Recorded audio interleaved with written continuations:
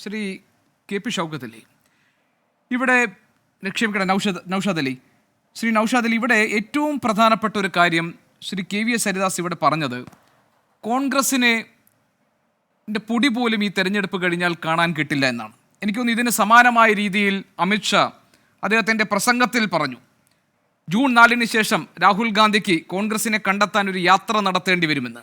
അത്ര പരിഹാസ്യമായ രീതിയിലാണ് ഈ തെരഞ്ഞെടുപ്പിൽ ഇന്ത്യ കൂട്ടായ്മയുടെ ഏറ്റവും കാതലായ ഭാഗമായി നിൽക്കുന്ന കോൺഗ്രസിനെ കുറിച്ചുള്ള അവരുടെ പ്രചാരണം രാഷ്ട്രീയ തെരഞ്ഞെടുപ്പ് വേദികളിൽ. ഇവിടെ ഒരു കണക്ക് Shri K V S Haridas പറഞ്ഞു. ഇപ്പോൾ ഉത്തർപ്രദേശിലാകട്ടെ, ബീഹാറിലാകട്ടെ, മഹാരാഷ്ട്രയിലാകട്ടെ, ഈ പ്രദേശങ്ങളിലൊക്കെ തന്നെ ബി ജെ പിക്ക് അവരുടെ പഴയ പ്രകടനത്തിൻ്റെ തുടർച്ചയുണ്ടാകുമെന്ന് പ്രതീക്ഷ വയ്ക്കാൻ കഴിയുന്ന രാഷ്ട്രീയ സാഹചര്യങ്ങളുണ്ട് ഈ തെരഞ്ഞെടുപ്പിലും. അതിൻ്റെ പുറത്താണ് 400 എന്നതിൽ അവർ പ്രതീക്ഷ വയ്ക്കുന്നത് എന്നാണ് അവരുടെ അവകാശവാദം.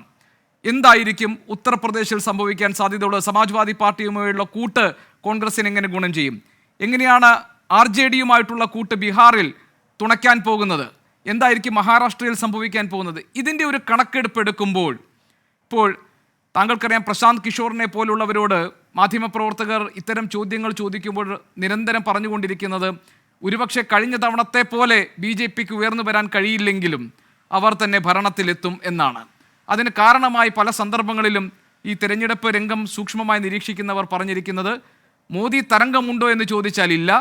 മോദിയുടെ ഭരണത്തിൽ ചില അസ്വസ്ഥതകൾ, ചില നിരാശയൊക്കെ ഉണ്ടായിട്ടുണ്ടെങ്കിലും രാഹുൽ ഗാന്ധി ഭരിക്കട്ടെ എന്ന് തീരുമാനിക്കാവുന്ന തരത്തിലേക്കോ അല്ലെങ്കിൽ മോദി ഇനി വേണ്ട എന്ന് തീരുമാനിക്കുന്ന തരത്തിലേക്കോ ജനങ്ങളുടെ മാനസികാവസ്ഥ മാറിയിട്ടില്ല എന്നാണ്. എന്താണ് അങ്ങനെയാണെങ്കിൽ ഇന്ത്യ കൂട്ടായ്മയ്ക്ക് ഈ ഘട്ടത്തിലും പ്രതീക്ഷ നൽകുന്ന ഘടകങ്ങൾ? ഗോപികൃഷ്ണൻ, കഴിഞ്ഞ ലോക്സഭാ തെരഞ്ഞെടുപ്പിൽ BJP 100% ജയിച്ച സംസ്ഥാനങ്ങളാണ് രാജസ്ഥാൻ, ഗുജറാത്ത്, ഉത്തരാഖണ്ഡ്, ഹിമാചൽ പ്രദേശ്, ഹരിയാന, ഡൽഹി. BJP നിങ്ങൾ നേരത്തെ പറഞ്ഞ കുറച്ച് സ്റ്റേറ്റൊക്കെ പറഞ്ഞല്ലോ. ഇവിടെ ബീഹാറിൽ 40-ൽ 39 ജയിച്ചത് BJP, മധ്യപ്രദേശിൽ 28-ൽ 27 ജയിച്ചത് BJP, മഹാരാഷ്ട്രയിൽ 48-ൽ 41 ജയിച്ചത് BJP, കർണാടകയിൽ 28-ൽ 26, 27 ജയിച്ചത് BJP. ഇത്തരത്തിൽ അവർ ഈ സ്ഥലങ്ങളിലൊക്കെ പരമാവധി വിജയിച്ചു കഴിഞ്ഞു. പിന്നെ ഇവർ ഈ പറയുന്ന 400 കിട്ടണമെങ്കിൽ നരേന്ദ്രമോദി പറഞ്ഞത് കേരളത്തിൽ നിന്ന് 2 അക്കം തികക്കും, തമിഴ്നാട്ടിൽ നിന്ന് 2 അക്കം തികക്കുന്നൊക്കെയാണ്. അങ്ങനെ തമിഴ്നാട്ടിലും കേരളത്തിലൊക്കെ 2 അക്കം തികക്കുമെങ്കിലും BJP 400 അല്ല, എൻ്റെ അഭിപ്രായത്തിൽ ഒരു 525 സീറ്റെങ്കിലും ഇന്ത്യൻ പാർലമെന്റിൽ നേടും. അപ്പോൾ അതുകൊണ്ട് ഇത്തരത്തിലുള്ള പരിഹാസ്യമായ കണക്കുകളൊക്കെ നമുക്കങ്ങോട്ട് മാറ്റി നിർത്താം. ഞാൻ ഒറ്റ കാര്യം പറയുന്നു, കർണാടക കോൺഗ്രസിന് 1 സീറ്റ് മാത്രമേ ഉള്ളൂ. കർണാടകയിൽ കോൺഗ്രസ് ആയിരിക്കും ഏറ്റവും വലിയ ഒറ്റക്കക്ഷി എന്ന ഉറച്ച വിശ്വാസം ഞങ്ങൾക്കുണ്ട്.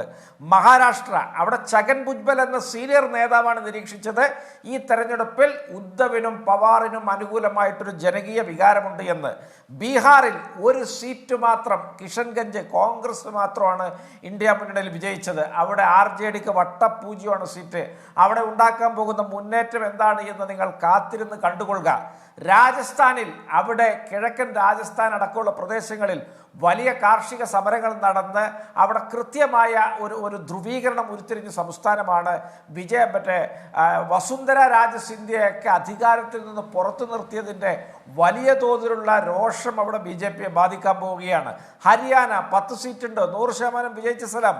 അവിടെയാണ് ഈ തെരഞ്ഞെടുപ്പിൻ്റെ മധ്യത്തിൽ 3 MLA-മാർ BJPക്കുള്ള പിന്തുണ പിൻവലിച്ച് കോൺഗ്രസ് നേതാക്കളുടെ കൂടെ പത്രസമ്മേളനം നടത്തിയത്. അവിടെയാണ് മനോഹർലാൽ ഖട്ടറിൻ്റെ അടുത്ത ബന്ധുക്കൾ BJP വിട്ടത് കഴിഞ്ഞ ആഴ്ച. അപ്പോൾ ഇത്തരത്തിലൊക്കെയുള്ള പരിസരങ്ങളാണ് BJPയെ സംബന്ധിച്ചിടത്തോളം കാത്തിരിക്കുന്നത്.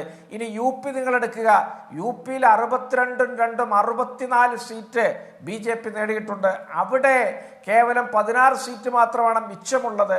അവിടെ എങ്ങനെ വന്നാലും BJPക്ക് നഷ്ടമല്ലാതെ BJPക്ക് ലാഭമുണ്ടാകാൻ പോകുന്നില്ല. കാരണം മോദി തരംഗമില്ലാത്ത തെരഞ്ഞെടുപ്പ്, പുൽവാമ ഇല്ലാത്ത തെരഞ്ഞെടുപ്പ്, ബലാക്കോട്ട ഇല്ലാത്ത തെരഞ്ഞെടുപ്പ്, പ്രത്യേകിച്ച് വൈകാരിക വിഷയങ്ങളൊന്നും ഏശാത്ത തെരഞ്ഞെടുപ്പിൻ്റെ 2ാം ഘട്ടം തൊട്ട് നിരന്തരം മോദി പറയുന്ന മംഗല്യ സൂത്രവും മുസ്ലിങ്ങൾക്ക് സ്വത്ത് കൊടുക്കലും മുസ്ലിങ്ങൾക്ക് സംവരണം വീതിച്ചു കൊടുക്കലും പെറ്റുപെരുകുന്നവരും അടക്കമുള്ള എന്തൊക്കെ ആക്ഷേപങ്ങൾ ഇവിടെ ശശികല ടീച്ചറെക്കാൾ അതപ്പതിച്ച രീതിയിൽ സംസാരിച്ചു. ഏതെങ്കിലും ഒന്ന് ഇന്ത്യ രാജ്യത്ത് ചർച്ചയായോ?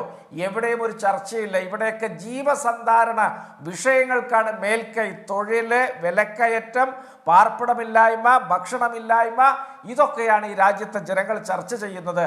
അതുകൊണ്ട് വളരെ കൃത്യമായിട്ട് ഇന്ത്യ മുന്നണിക്ക് മേൽക്കൈ ലഭിക്കുന്ന ഒരു തെരഞ്ഞെടുപ്പിലേക്കാണ് നമ്മൾ ഓരോ ചുവടും വെക്കുന്നത്. 2019 തെരഞ്ഞെടുപ്പിന്റെ മുമ്പായിരുന്നു ഇന്ത്യ മുന്നണി അധികാരത്തിലേറുമെന്നൊരു വാർത്തയൊക്കെ ഉണ്ടായിരുന്നത്. തെരഞ്ഞെടുപ്പ് തുടങ്ങിയപ്പോൾ BJP നിശേഷം മുന്നേറുന്ന കാഴ്ചയാണ്. ഈ തെരഞ്ഞെടുപ്പിന്റെ മുമ്പ് BJP 400 ഒക്കെ കിട്ടുമെന്നൊക്കെ പലരും പറഞ്ഞു. എന്നാൽ ഒന്നാം ഘട്ടം കഴിഞ്ഞതോടുകൂടി ഈ രാജ്യത്തെ ബഹുഭൂരിഭാഗം സിഫോളജിസ്റ്റുകളും BJPയുടെ പിന്നിറക്കമാണ് പ്രവചിച്ചുകൊണ്ടിരിക്കുന്നത്.